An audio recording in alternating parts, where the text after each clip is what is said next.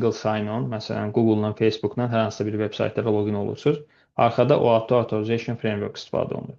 Təbii ki, sadəcə single sign-on ibarət deyil, çox fərqli metodları var, fərqli konseptləri var. İzah edəcəm onları birazdan.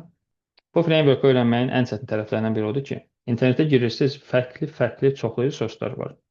Və hər resurs da özündən əvvəlki resursu pisləyir və daha yaxşı formada çalışır ki, izah eləsin. Amma terminologiya çox olduğuna görə ilk başda başa düşmək çox çətin olur. İndi bu gün o terminologiyaların hər birini sizə ən sadə şəkildə izah edəcəm.